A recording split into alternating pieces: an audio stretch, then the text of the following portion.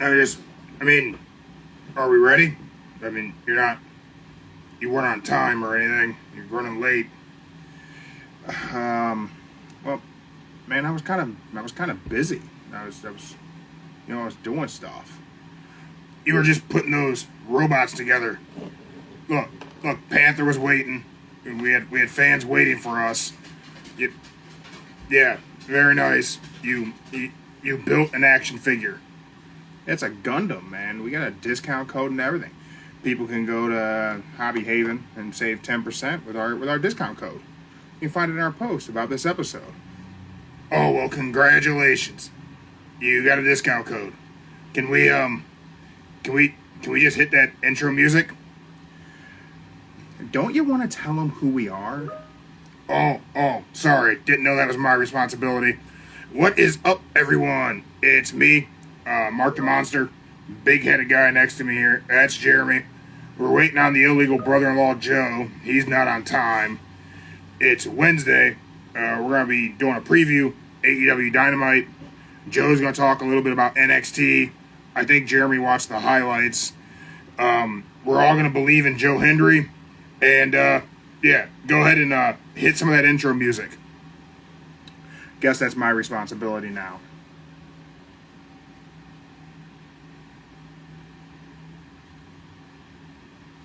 I like this. This is good.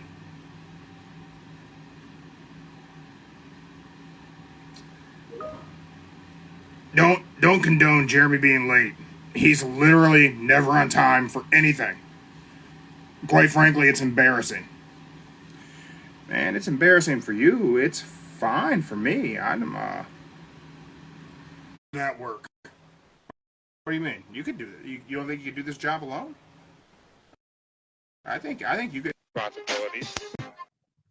The illegal brother-in-law Joe is here. Oh, thank God. Thank God someone with some sense showed up. Okay, first off, we're just going to... It's my fault, y'all. There we go. Wait a minute. Joe gets his own intro music. I didn't get mine.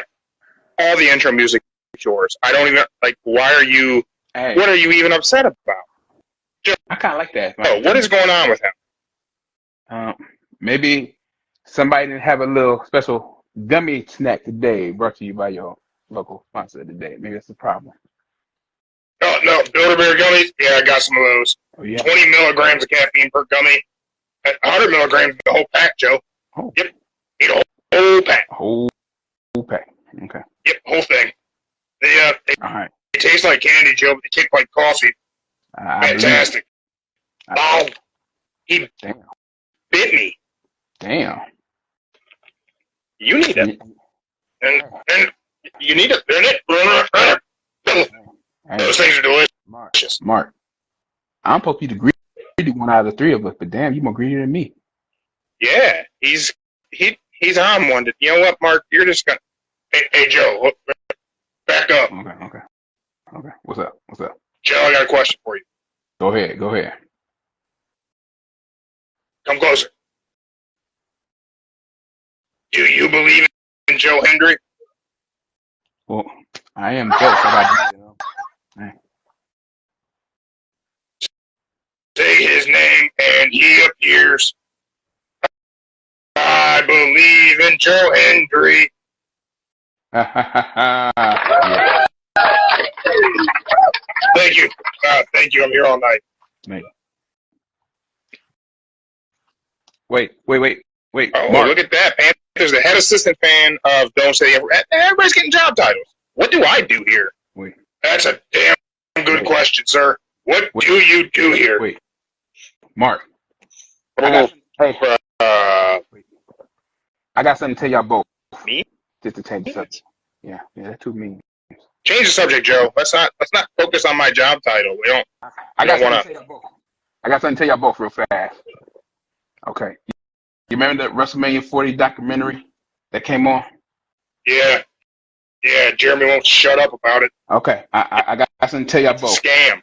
I got something to tell y'all both right about that. All right.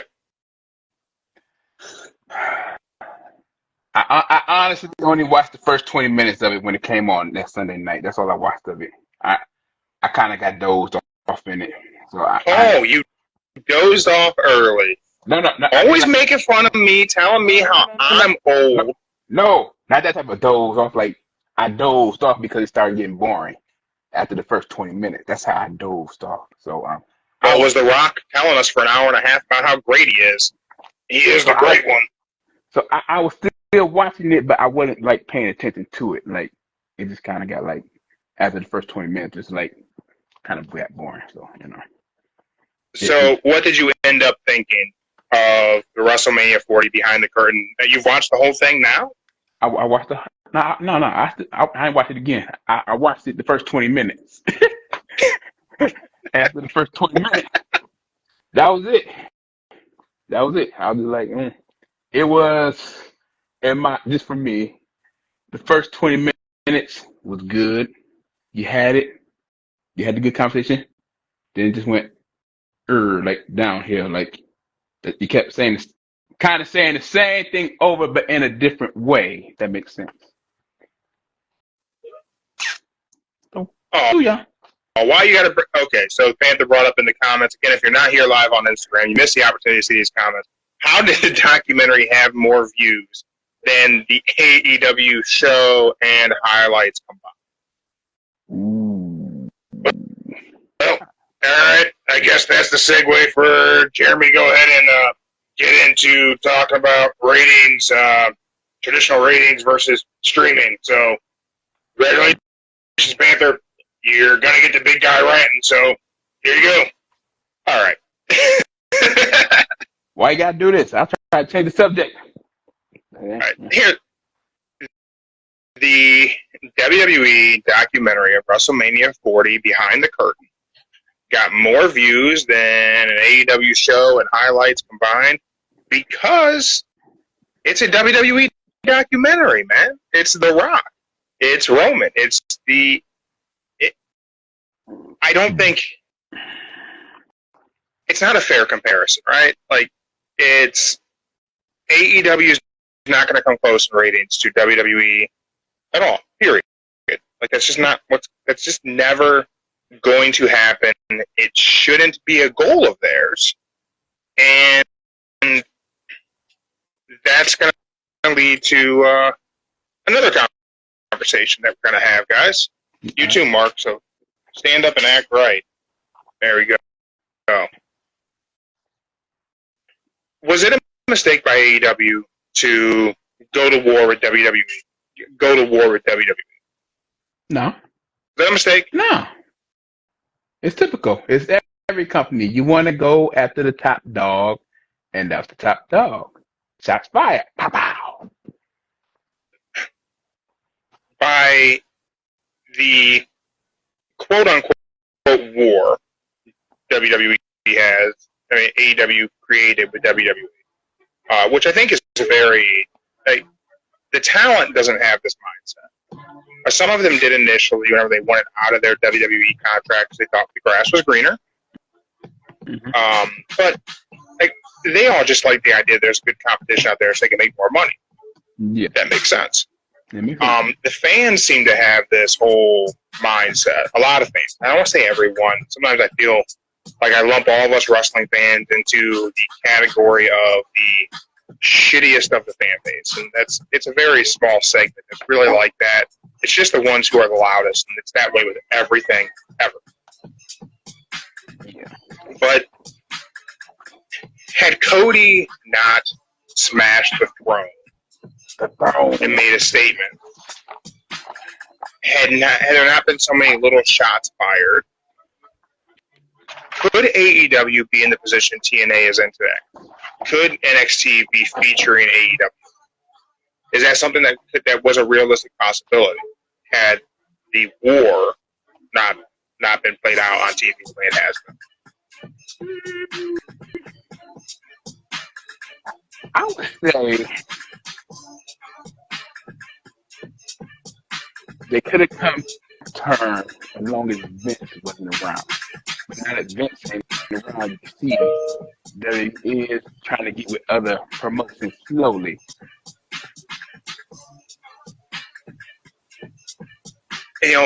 certainly this working relationship with TNA would not have existed with Vince. Vince wouldn't have done this. Yeah, that's why I say if it wasn't for Vince, I would say there probably wouldn't be no TNA combined, or they're going over to GFC. It's GFC, right? They're doing GFC. Yeah. They wouldn't be jumping over to GFC doing a few going over there if Vince was still in charge. Now we see Paul Levesque in charge. It's a slow cracking, but you see it's going great. You see he's bringing in not all talents, just some. He giving me surprises that, hey, we can work together, but I don't know if we can work together with AEW just yet. It might be 5, 10 years from now before they all decide to call it, hey, we can work together. This dude maybe like, I don't know, their Forbidden Door be like, hey, a real Forbidden Door with WWE Invasion for like 1 year. Like a 1 year thing. It could be Forbidden Door or even Survivor Series. One of them two could be the perfect one. So, do you think this TNA WWE partnership is mutually beneficial, or do you think it's exclusively beneficial? I think it's beneficial. Beneficial. They say it hasn't increased ratings at all for TNA, and you know we kicked this off talking about views on YouTube. Thanks to our fan Panther. But I don't know, man.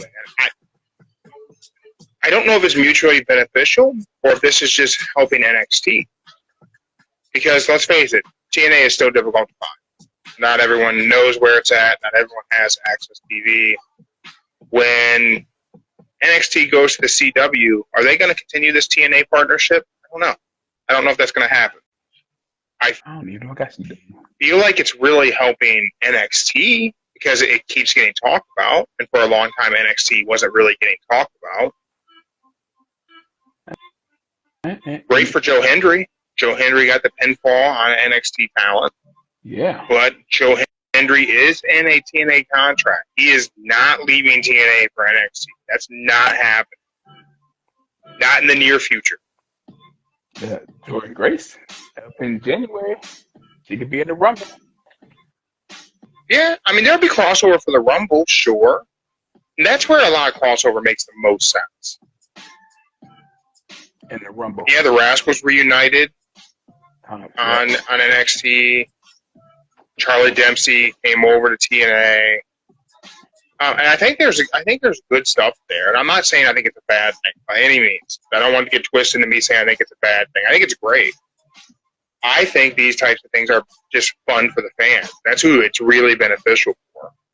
Mm-hmm. Do you guys think that there's going to be a play by WWE to purchase TNA? Nah. Or I guess I should say endeavor to purchase TNA. I don't say maybe Endeavor could probably do it. Endeavor could do it just so they could have a TV spot for him. I could see Endeavor. I mean, TNA's not for sale at the moment, but I could see Endeavor trying to make a play just to add another wrestling promotion to the portfolio. Yeah, it's another advertising avenue for a media company. So I kind of feel like as much as the TNA talent appearing on NXT is a tryout to potentially end up in NXT or WWE down the road, but I also think this is testing the waters for how much attention can TNA generate, and would it be a viable purchase for Endeavor should that time come, or should they just decide, hey, let's have a conversation. We'll pay. I can't remember the name of the media group who actually owns TNA now. Starts with an A, I think. Oh, God. Shit, can't remember the name of the company. But I mean, Endeavor could just have that conversation. Like, listen, we did evaluation. We consider to be worth X millions of dollars. You guys want out of the wrestling business. Mm-hmm. I could see that. Or Endeavor could be the spot that takes like all your wrestling and combat sports and put it all under one roof instead of being ABC, USA, TNT, or something like that. It could be all under one. And Yeah, I could see. Yeah, WWE is doing some stuff with All Japan and some other companies, and possibly some other stuff in Japan too. Some Stardom things, possibly. mm-hmm. I mean, an NXT and A shirt would probably sell really well. Yeah. I think WWE would really like to get their hands on the TNA library, video library. I think they would really like to own that and put that on Peacock or whoever gets the rights to WWE Network. Yeah, I think Worlds Collide will involve a lot of. You'll see TNA. I think you'll see maybe PWG, maybe GCW in a Worlds Collide event for WWE. It would be great if they could get a work relationship with AEW. That'd be fantastic. Is that realistic? I don't know. Couldn't tell you. I want to believe it's realistic. I want to say that I think it could happen. I just don't know that I think it could happen. It just seems like it almost seems like the resistance might be on the AEW side of things. I feel like if there was money to be made, Endeavor would make the money. Mm-hmm. Yeah, and then WWE would love to incorporate the library. A lot of AJ's best stuff happened in TNA. Mm-hmm. That nobody want to talk about these days. You don't think so? I think a lot of people reflect on the New Japan AJ going into WWE. Nobody don't ever want to talk about AJ in the early 2004 to 12. Well, I think that's just because New Japan AJ was so cool. He had the Bullet Club hype behind him. Yeah, I know. Yeah, I just think that was just cool shit. Yeah. Right? Yeah, even he did that. He did that little Lone Wolf era, and TNA started when the Aces and Eights took over. Yeah, Aces and Eights. Yeah. True. So with talking streaming, WWE went into the library of TNA to add that to the existing libraries they already have possession of. In January, WWE goes to Netflix. Netflix, yeah.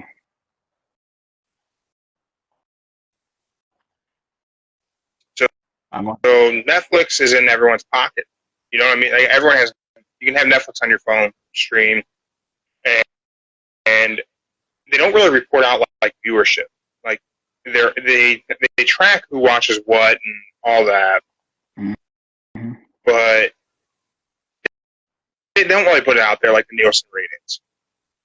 And everyone wants to talk about ratings like it's the end all be all. But WWE is moving to a platform that doesn't track ratings.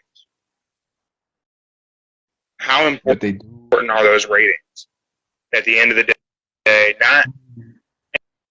And I don't feel like as a wrestling fan they should be important to anyone. Yet so many, I catch a lot of heat for that comment when wrestling. I don't know why wrestling fans give a shit, but I don't care who's watching something while I'm watching. Okay.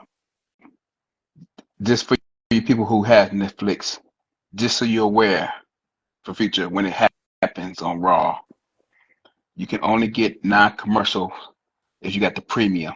But you got like the cheap version, you're going to get them commercial breaks still. Just so y'all aware of that. Right.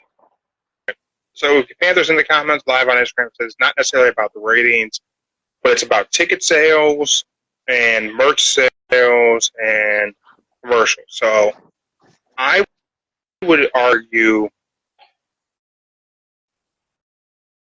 Everything's about ad revenue. Every aspect of a wrestling show. And I'll just lump it into combat sports. We'll just talk combat sports promotion for a minute. Mm-hmm. Things you always hear talked about: live gate, attendance, buy rate.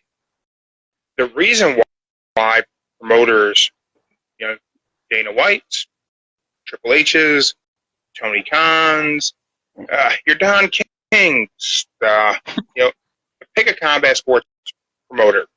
They're going to talk publicly about the live attendance, the ticket sales, pay-per-view buy rates, to a week-to-week extent, TV ratings.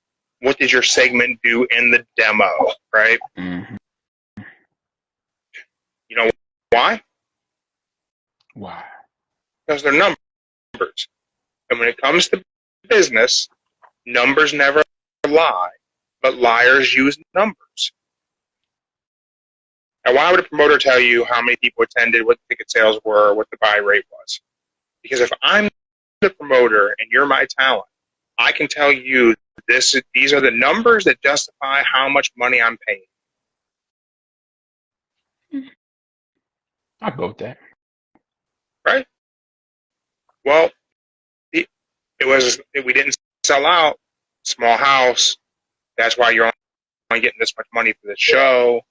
We didn't have a lot of pay-per-view buys. That's why the check is for this much.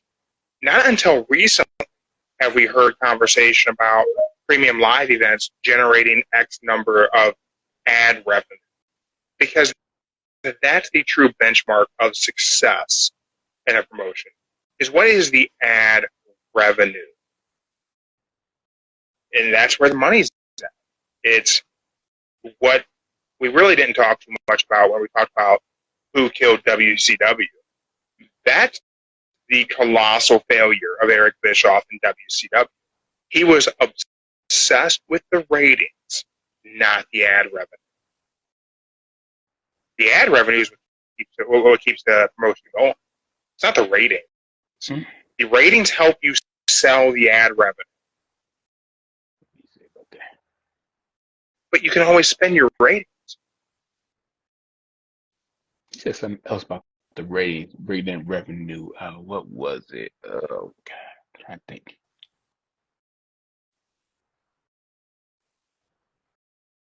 He also said even with the ratings, most of the ratings brought in tremendous amount of revenue that helped bring in people to the facility where they was at, whatever. Yeah, and I think that's one of the key components to all promotion, that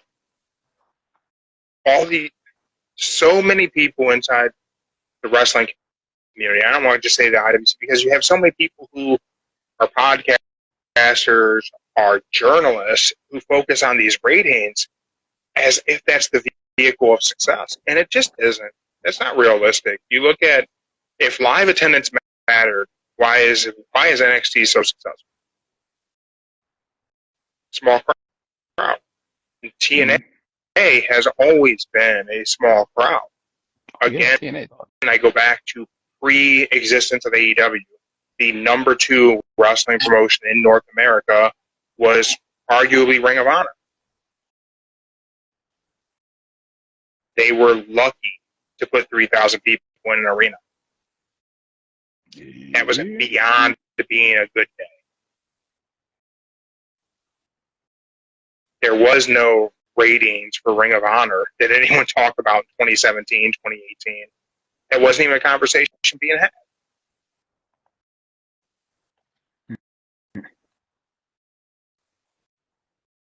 Right? I could say with TNA kind of did it smart. They made it so that the pay-per-views and most of the matches was at Universal Studios, where they had a good amount of people be there. It wouldn't cost them a lot of money, but they made it work out. Even with the pay-per-views being $10 at the time. Yeah, I mean, it was a great tactic to fill an arena. You have your events on a lot at Universal, whenever it's hot as hell outside and people want to come in where they can get out of the sun and cool off. Mm-hmm. Worst case scenario, you don't even sell tickets, so you invite people in for free. Yeah. And again, if ticket sales were the end-all, be-all, in 2019, WWE was doing buy a ticket for $10, get 2 free. Oh yeah, I remember that. So 2019 wasn't a great year for that. Yeah. it wasn't. I mean, it was not a great year, but it was happening. And everyone treats the low attendance at an AEW show as if that's. I mean, they don't even try to sell out arenas. They don't try to go to capacity.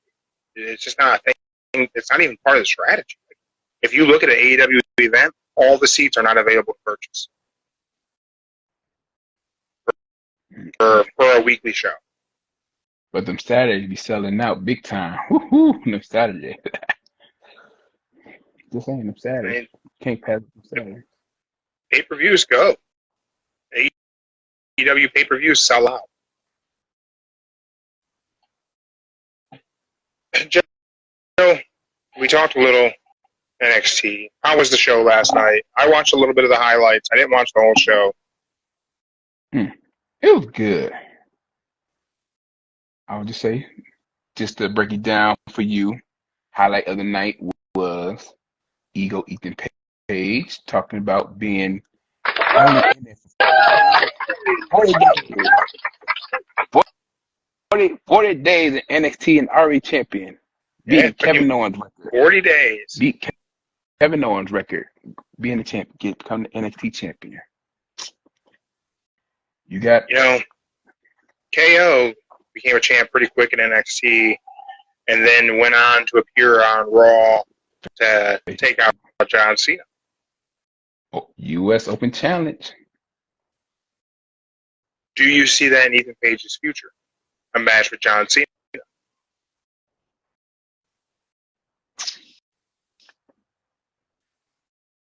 We got to see how he carried NXT first.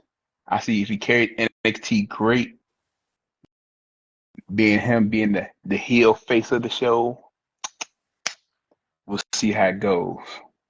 And if I think it will certainly be interesting. And if he be like every Canadian, just saying the Canadians better get under U.S. skin, it would definitely work out for him to go against John Cena. Do you think he goes the anti-America route? I mean, he did mention in his promo last night he's from Canada, so he's starting it slowly. Yeah. And Kevin Owens is also from Canada. Yeah, that is true, but it is odd. Do you think them making him champion is a FU to AEW? Like you wouldn't put this guy on TV and he's carrying our belt? Not yet. My follow-up question to that is, does Ethan Page not being successful in AEW and being the NXT World Champion find its way to being mentioned on AEW TV by MJF? Does MJF call this out? I don't think him and MJF ever had a feud at AEW. I'm trying to think. Did they have a feud? No, I don't think he's gonna call it out just yet. I think only way he's gonna call it out if he goes against a champion or somebody or take it back. No, he can't do Dan Garcia. Dan Garcia been on it more than Ethan has lately, so I can't say that. Yeah, Danny Garcia has gotten a bigger push in AEW than Ethan Page did. I don't think he's gonna do it. Nah, I don't think he's gonna do it. You don't think they'll find a way to talk about it? I'll say the only person that could probably do it better, talk about it, would be Christian. Christian would have to say it. Christian could be shitty with it. Yeah. If Adam Cole was on TV, Adam Cole could probably make a reference to it. I'll say Christian be the one if I had to pick. Samoa Joe could make a reference, I guess. Nah. Samoa Joe got his own thing going on with the FTW ain't gonna count. Talking about being champion, that wouldn't be worth it. Well, Samoa Joe has his own issues going on. We'll take that as our opportunity to transition into our AEW preview. Samoa Joe faces Chris Jericho tonight in a street fight. I have a question for you. All right. Is the learning tree Chris Jericho's worst gimmick? Is this the worst version of Chris Jericho we've ever seen? The worst? Of his whole entire career? His whole career. Is this the worst version of Chris Jericho?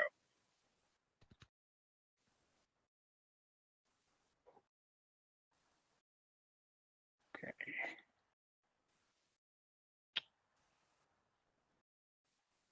I can't say because he made every single version he had be good. Even if is this working? Is the learning tree Chris Jericho? Do you feel like this is working? I think it's working. You think so? It's weird to say it, but Chris Jericho is like Baron Corbin. Any gift, any idea you give him, he'll run it and he'll make that character perfect. He'll make that character be what you hate the most and get under your skin. And I really can't explain it, but Baron Corbin and Chris Jericho are the only two that made a dumb character come out perfect and you actually like it. Whenever he first started doing the learning tree Chris Jericho thing, I said, have someone attack him, put him on the show for a few months.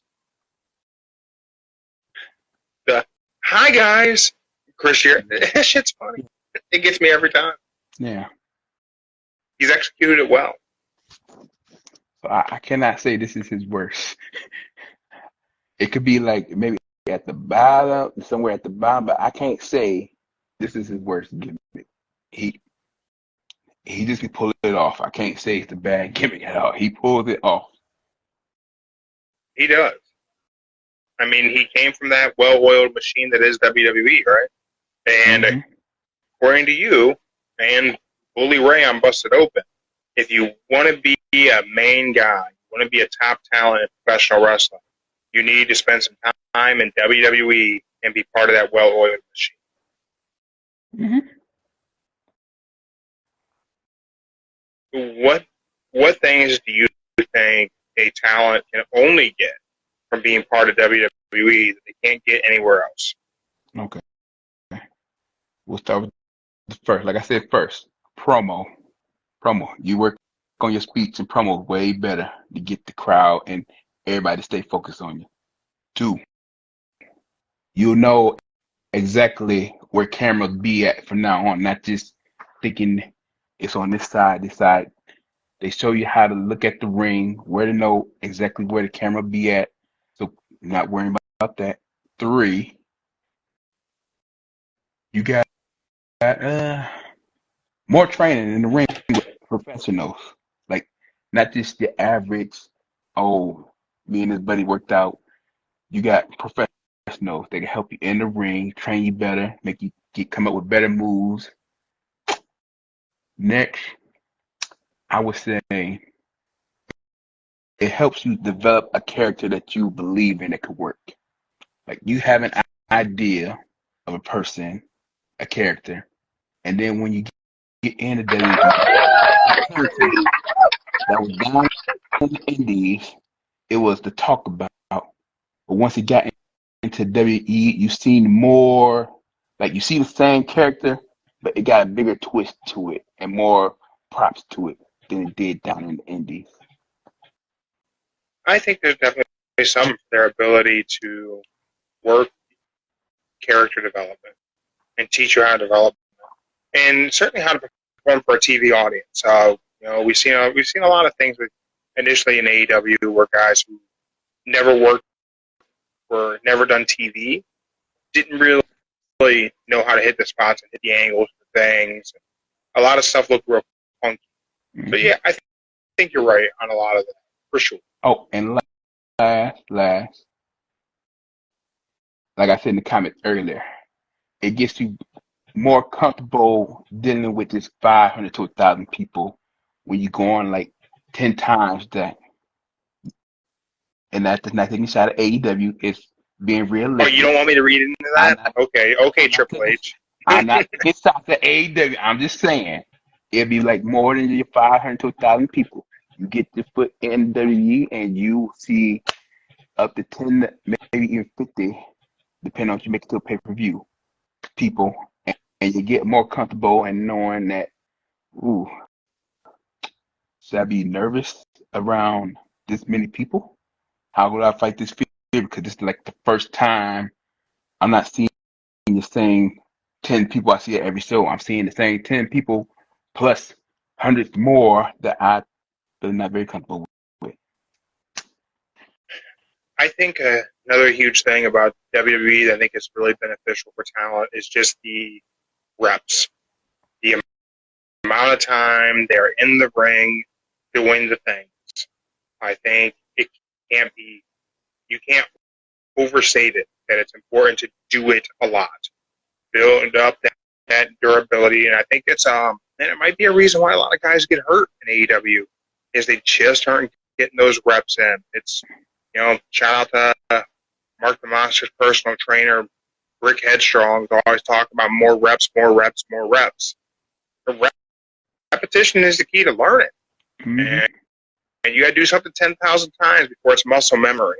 And whenever these guys are only performing once a week, it's a good likelihood they're going to get hurt. Yeah. I think that work rate is vital. And I don't know. I think that's a huge benefit that they have in WWE. And you have a company that's run for so many decades that knows how to be a wrestling promotion, and they have the Performance Center, they have tons of talent who can help, they have a lot of stuff going on. Do I think that to be a main guy, you have to be there? I don't know. I don't know that I think that. Kenny was never there. OVW.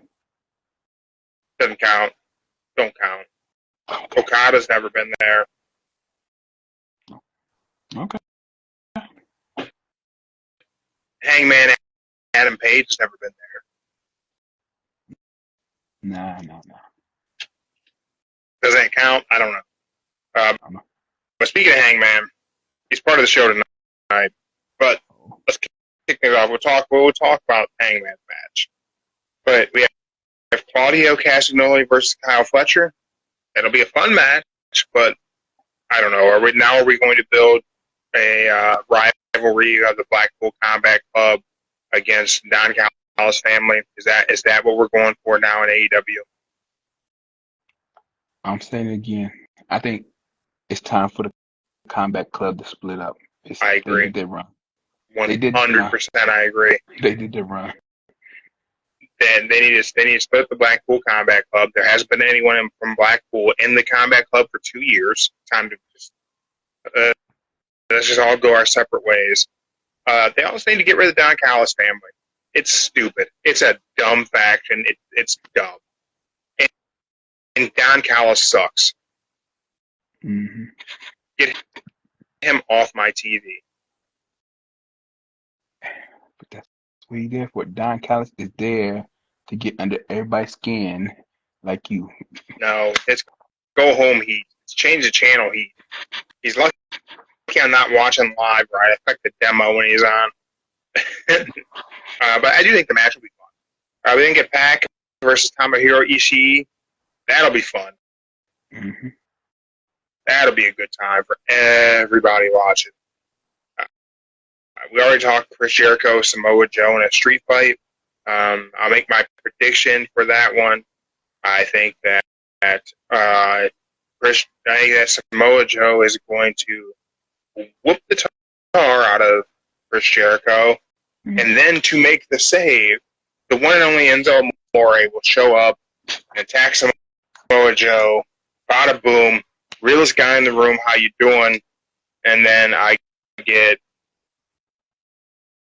Enzo on my TV again, which would be great.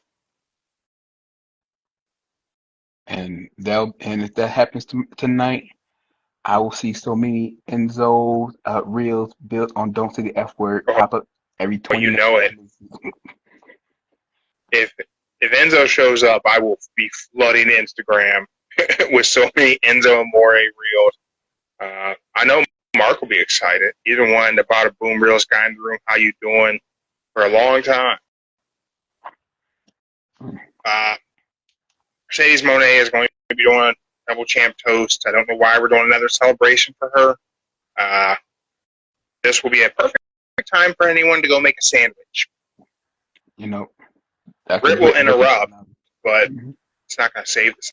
It's not going to save that segment. It'll make you want to watch it just to hear Britt talk. Just saying. I mean, if the only way to make a Mercedes Moné segment interesting is to add Britt Baker. Tells you the star power of Britt Baker. Mm-hmm. Swerve Strickland returns, and we will hear from Will Ospreay. Mm-hmm. That's not being advertised as one segment. That's being advertised as two separate things. Okay, that means Will Swerve is trying to prepare for his next opponent. Doesn't care who it is. It's they ain't Will gonna come get my Ospreay. Well, no, it's not. It's kind of, well, we'll get to his next one, but I don't know. I think that Will Ospreay interrupts Swerve Strickland's promo, right? That he wants another shot. I think they do another match before Wembley. We'll see. I don't think. I don't know. I think it'll end in like nonsensical interference, but I think they're going to do another match. I don't think they're going to make us wait very long. I don't know. I don't know why I have that feeling either. It could be a backstage interview that they do the segment. Maybe. Person who's not advertised for the show at all is MJF. Oh, he's on this Saturday. He was on Saturday. He's not advertised for Dynamite, but we have Swerve returning. We're going to hear from Will Ospreay. I just feel like there'll be an MJF involvement one way or the other, or in both of those segments. I don't know. I don't think it was a good call to have any shows without MJF on his return. I think it might be a good time to overuse MJF on TV. Not necessarily in matches, but at least in promos. Then we have the main event. Bryan Danielson versus Hangman Adam Page. This is the who will face Swerve Strickland or whoever is AEW World Champion at Wembley. In case they decide to do something crazy. I don't think they will. This is the last opportunity. Who is going to win? Bryan Danielson or Hangman and Adam Page? Now, these tournaments in AEW throw the rankings out the window, which is a weird thing because people say AEW doesn't tell stories, but they set up tournaments that are a story in themselves. So, the story, since we didn't do Jeff Jarrett, which I know broke so many people's hearts, we didn't do Jeff Jarrett. That'd be me. The story would be Hangman versus Swerve at Wembley. That's the story. Is that the right decision? I think the right decision would be Danielson, Swerve, final match. Get the belt. Do you think if Bryan Danielson beats Swerve, then Bryan Danielson retires? I mean, get the belt, go on, get the have one last dream he had. I think it should be Danielson. So we're in agreement there. I think Danielson should beat Swerve, become AEW World Champion, and say once someone beats him, he's going to retire. And then you let Danielson hold that belt for a year. Get him to Wembley next year, 2025. He can face Will Ospreay, and Will Ospreay will defeat Bryan Danielson and send him into retirement and beat him with Tiger Driver 91. And that's the story. Are you willing to pull the trigger and send Bryan Danielson into retirement? That's a bigger story than Hangman versus Swerve. I'm afraid they're going to give us Hangman versus Swerve. And I don't think it's as good of a story as what you could build with Danielson if he beats Swerve and can't retire until he loses the belt. But then again, you always wanted Hangman versus Swerve one more time. I think we can do Hangman versus Swerve 1,000 more times. But it doesn't have to have that title involved. Not right now. But Hangman versus Swerve is AEW's Stone Cold versus The Rock.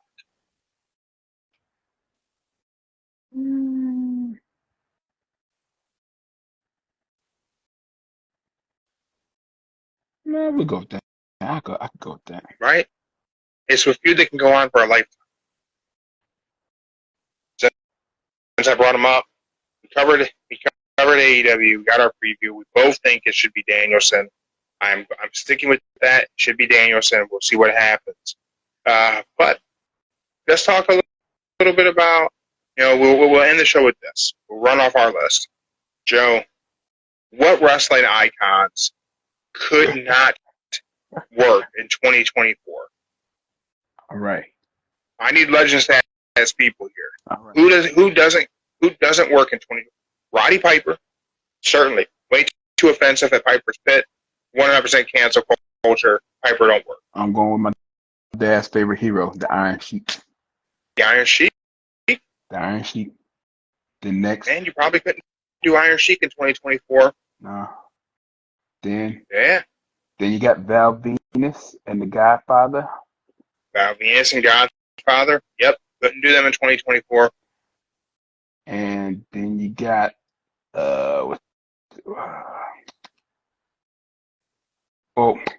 you got New Jack, Sandman. Man, you probably couldn't have done New Jack in 1996 and they did it. I had to throw that. Oh man, why? You don't think Sandman would work? I don't think Sandman would work. Probably cigarettes are the deal breaker. Cigarettes and then a can to the head is probably then drinking the beer, walking down to the crowd. He'll have to get a soda. Still drinks the Steve Weiser. Alcohol gets way too much of a free pass in this country. I don't think Sandman. If you get rid of the cigarettes, I think Sandman works. You give him a vape, you can put Sandman on TV. Give him a cotton candy vape, he'll be fine. I don't think The Rock works in 2024. Rock? Rock made a lot of homophobic jokes in the 90s. Oh, yeah, he did. He used to call Jonathan Coachman a hermaphrodite. I don't think we get The Rock in 2024. I think some of what Rock did upon his return didn't really work in 2024, but I digress. Last one, Joe. Who do you got? Who is your final iconic professional wrestler from back in the day who would be entirely too offensive for 2024 and would be canceled?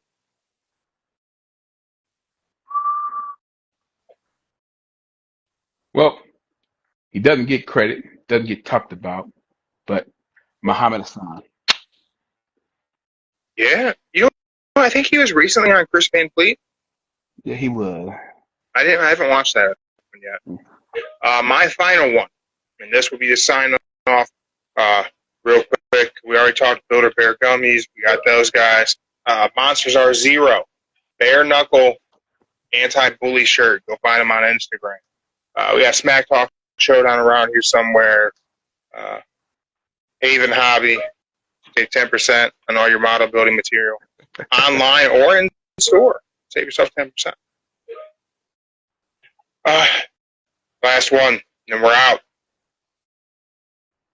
Hakeem, the African Dream,